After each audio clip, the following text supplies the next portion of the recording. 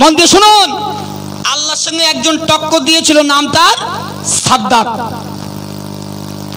আল্লাহ কি বলল, আল্লাহ আমি আপনার দেওয়া জান্নাতে যাব না, আপনার দেওয়া জান্নাতে যাব না। বলছে কে? কথা বলে না, সাদ্দাত বলছে। সাদ্দাতের অনেক ধন সম্পত্তি ছিল, অনেক লোক সেনাবাহিনী ছিল। আল্লাহর সঙ্গে চ্যালেঞ্জ করলো, আমি আপনার দেওয়া জান্নাতে যেতে চাই না। কি হলো? 300 বছর ধরে সাদ্দাত জান্নাত তৈরি করলো। জান্নাতের ভিতরে খুব সুন্দর সুন্দর কায়দার জিনিস লাগালো। 300 বছর ধরে জান্নাত তৈরি করা হয়ে গেল। সাদ্দাতের সেনাবাহিনী সাদ্দাতকে খবর দিল, ও সাদ্দাত যাও, তোমার জান্নাত তৈরি করা হয়ে গেল। এবার লোকজন নিয়ে, সেনাবাহিনী নিয়ে বিরাট আনন্দ করতে করতে করতে করতে জান্নাতের গেটে এসে দাঁড়িয়ে গেল। আল্লাহ পাক আল্লাহ তাআলা মালিকুল মউত ফারিস্তাকে পাঠিয়ে দিল, বলে যাও সাদ্দাতের জান্নাতের গেটে গিয়ে দাঁড়াও, সাদ্দাতের জানটা কবজ করে নিয়ে এসো। এত সুন্দর করে জান্নাতের গেটে বসে আছে একটা যুবক, কত সুন্দর করে একটা যুবক জান্নাতের গেটে দাঁড়িয়ে আছে। সাদ্দাত দেখে বলছে, মনে হয় জান্নাতের গেটের দারোয়ানটা না হবে। হ্যাঁ, সাদ্দাত বলছে জান্নাতের গেটের দারোয়ানটা না হবে। সাদ্দাত বলছে সরো, আমি জান্নাতে ঢুকবো। সাদ্দাত বলছে আমি কেটা জানো? বলছে না। বলছে আমি মালিকুল মউত ফারিস্তা, তোমার জান কবজ করতে এসেছি, তোমার জান কবজ করতে এসেছি। সাদ্দাত বলতে আর পাকামো করো না, কতটা আমার লোক লেবার দেখেছো, আমার কতটা সেনাবাহিনী দেখো, সেদিকে সরো, আমি জান্নাতের ভিতরে ঢুকবো। সাদ্দাত বাচ্চা মানুষের মতন ডুকরে ডুকরে ডুকরে ডুকরে কাঁদছে মালিকুল মউত ফারিস্তার কাছে। কিন্তু মালিকুল মউত ফারিস্তা এক বিন্দু টাইম দিল না, সঙ্গে সঙ্গে সাদ্দাতের জানটা কবজ করে নিয়ে চলে গেল জান্নাতের ভিতরে। আর সাদ্দাতের যাওয়া হলো না। 300 বছর জান্নাত তৈরি করেছিল, 300 বছর ধরে, 300 বছরের জান্নাত সাদ্দাতের কলেজার ভেতর চলে গেল। হ্যাঁ, তোমার টাকা হয়েছে, সার হয়েছে, গুতো মেত্তো মারো, কবরে যাবে না? হ্যাঁ, কবরে গেলি ওই পরিমাণে ব্যাটম চলবে, একদম রেডি, একদম আসল আবাস। হ্যাঁ, আমি কিন্তু এক বিন্দু মিথ্যা বলিনি বাপ। এজন্য মায়েদের কাছে নিবেদন, দান করুন, স্বামীদেরকে ভালোবাসুন, নামাজ পড়ুন, কোরআন পড়ুন, শুধু শপিক দেখে দেখে বেরিয়েও না। হ্যাঁ, কি বাস ফেলেছে, লেখাপড়া সব মাথায় উঠে গিয়ে শপিক শপিক করি, বুঝতে সুবহানাল্লাহ। চলো, শপিক দেখা যাবে না। এই জন্য মায়েদের কাছে নিবেদন, শপিক থেকে দূরে থাকুন।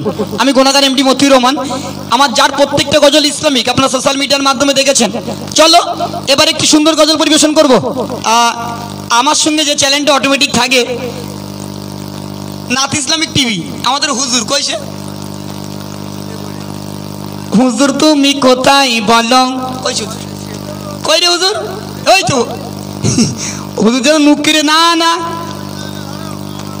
আবার বলে মা পড়ো না বাপ পড়ো। আচ্ছা, একটা গজলের পরে চলো, ওই তো হুশ, চলো একটা গজলের পরে মা বড় না বাপ বড় পরিবেশন করব। চলুন, আমি আরেকটি গজল পরিবেশন করছি আপনাদের কাছে, মন থেকে শ্রবণ করুন। এই গজলের পরে ইনশাল্লাহ ওই গজলটা শোনাবো। চলো মায়েরা, আমার ইউটিউবের আরেকটি বিখ্যাত কালাম একদম বছরে এসছে, মা ফাতেমার দাফন। সোশ্যাল মিডিয়াতে এই গজলটি শুনবেন, এমডি মতিউর অফিসিয়াল এসছে, আমার নিজেরই কালাম, এমডি মতিউর অফিসিয়াল। অসাধারণ গজলটি পরিবেশন করছি, একদম টোটালটাই হাদিস, একটু মন দিয়ে শুনুন।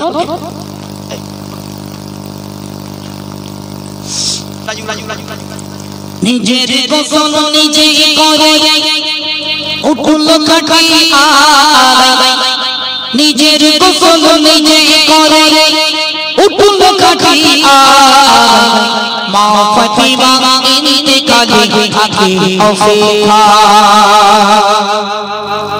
মা ফাতিমা কেন ইন্তেকালে রয়েছে? দয়া নবী বলে গেল, ওগো বেটি ফাতিমা এত কান্নাকাটি করো না, আমি নবী মারা যাব, দিন গুনতে থাকো, মাস গুনতে থাকো, ঠিক 6 মাস পরে ও বেটি ফাতিমা তুমিও রওনা দেবে। ঠিক 6 মাস পরে বলে বেটি ফাতিমা কেউ না, 6 মাস পরে তুমিও মারা যাবে, আমার কাছে চলে যাবে। এমনি মতিউর রহমান কি বলছে শুনুন।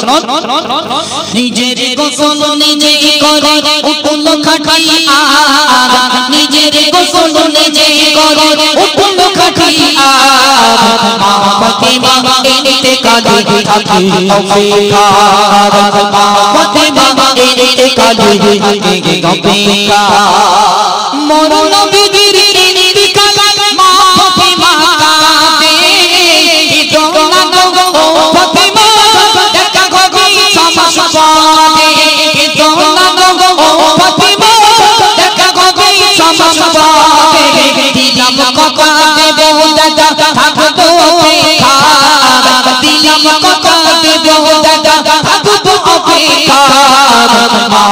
ফাতিমা ইন্তেকাল থাকি অপেক্ষার ফাতিমা ইন্তেকাল থাকি অপেক্ষার নিজের গোসল নিজের গোসল নিজে করে উঠল খাটি আর নিজের গোসল নিজে করে উঠল খাটি আর মা ফাতিমা ইন্তেকাল থাকি অপেক্ষার মা ফাতিমা ইন্তেকাল থাকি অপেক্ষার শামসুদ্দৌলা তোমার গগন নবীর বেটি ফাতিমা অবশেষে দিন গুনবা কেটে গেল মহলা অবশেষে দিন গুনবা কেটে গেল মহলা সময় হলো বুঝে নিল রইবে না ধরা সময় হলো বুঝে নিল রইবে না ধরা ফাতিমা ইন্তেকাল থাকি অপেক্ষার ফাতিমা ইন্তেকাল থাকি অপেক্ষার বিদায় কালে স্বামীর দিকে বলে বেটি ফাতিমা নিশিদাতে দাপন দেবে কেউ যেন গো দেখে না নিশিদাতে দাপন দেবে কেউ যেন গো দেখে না তুই মানিকের যতন করে রেখো তুমি আর তুই মানিকের যতন করে রেখো তুমি আর ফাতিমা ইন্তেকাল থাকি অপেক্ষার ফাতিমা ইন্তেকাল থাকি অপেক্ষার নিজের গোসল নিজের গোসল নিজে করে উঠল খাটি আর নিজের গোসল নিজে করে উঠল খাটি আর ফাতিমা ইন্তেকাল থাকি অপেক্ষার ফাতিমা ইন্তেকাল থাকি অপেক্ষার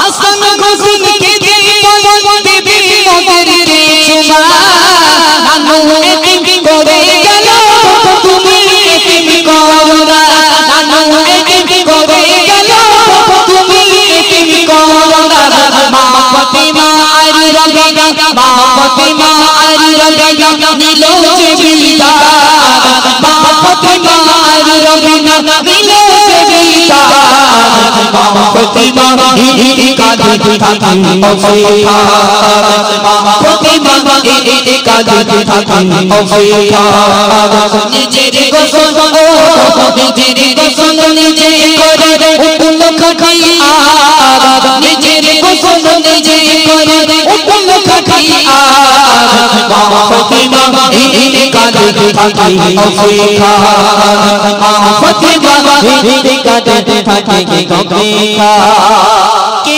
জানে কার মরণ কবে এই দুনিয়ার মাঝে মা ফাতিমা মতো সাজা জীবনবতী কাছে মা ফাতিমা মতো সাজা জীবনবতী কাছে কবি ইমান রে গো ইমান মরণের সমাজ কবি ইমান রে গো ইমান মরণের সমাজ মা ফাতিমা ইন্তেকাল থাকি অপেক্ষার মা ফাতিমা ইন্তেকাল থাকি অপেক্ষার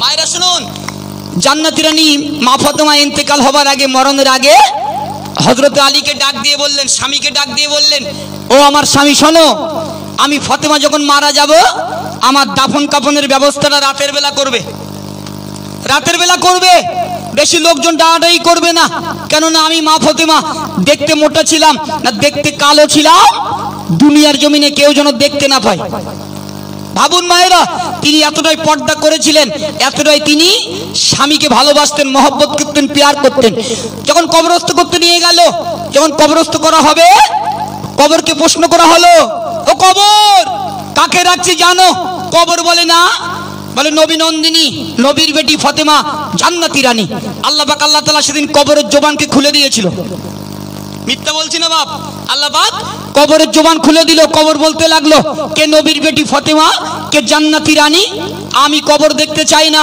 আমি কবর শুধু দেখব আমল আর ঈমান কি দেখব আমল আর ঈমান এই দুটো যা ঠিক থাকবে আমি কবর তার সঙ্গে ঠিকঠাক ব্যবহার করব আর নইলে বললুম একেবারে হাঁপানি বাড়ি দেবে আপনারাও খাবেন আমাদের গিন্নিগুলোও খাবে শুধু কোয়ালিটি কম আর বেশি যেখানে জান্নাতি রানী মা ফাতেমা ছাড় পায় না আমার মা, সেখানে কিন্তু আমাদের গিন্নিগুলো ছাড় পাবে না। এজন্য সেই সমস্ত কথাগুলো চিন্তা করে আমরা যখন গজল বলতে স্টেজে উঠি, আল্লাহর কাছে বলি, আল্লাহ আমরা যে গজলগুলো পরিবেশন করি, এই গজল বলে আমাদের সংসার চলে, আমাদের স্ত্রীগুলোর শ্বাস পোশাক খাওয়া দাওয়া সব এই গজলের উপর দিয়ে হয়। কাল কিয়ামতের ময়দানে মহাশরে মতিউরকে ধরা হবে। ও মতিউর, বলো তোমার গজল শুনে কজনা খারাপ পথ থেকে ভালো পথে এসেছিল? একজনও যদি আমার দলে না হয় সেদিন মায়ের আমার কনফার্ম। হাসলি হবে না, সেদিন মায়ের আমার কনফার্ম। একজন ব্যক্তি যদি আমার সামনে দাঁড়ায়, না মতিউর রহমান খুব ভালো গজল বলতো, খুব ভালো নাত রাসূল নবীর সামনে পরিবেশন করতো, প্রত্যেকটি গজল যার হাদিস কোরআন ছিল, সেদিন আমার কিছুটা ছাড় হবে, আর নইলে আমারও হাঁপানি বাড়ি চলবে, জানি।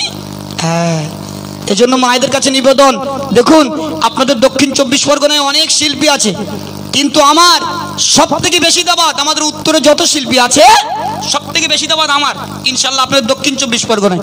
এই জীবনতলা চত্বরের ভিতরে এখন মিনিমাম 10 থেকে 12টা অনুষ্ঠান নেওয়া আছে, এটা দিয়ে 6 নম্বর চলছে। আর বারাইপুর, ক্যানিং, হিমচি, উত্তরবাগ, কুলতলি, হেড়োভাঙা, মেরিগঞ্জ, এখান থেকে নিয়ে সব তো চোষা আছে, বছর নেওয়া আছে প্রত্যেক বছর। জি, চিঙ্গখালী রাজ্য স্পোর্টিং ক্লাবে আমি দীর্ঘ 14-15 বছর আসছি একটানা।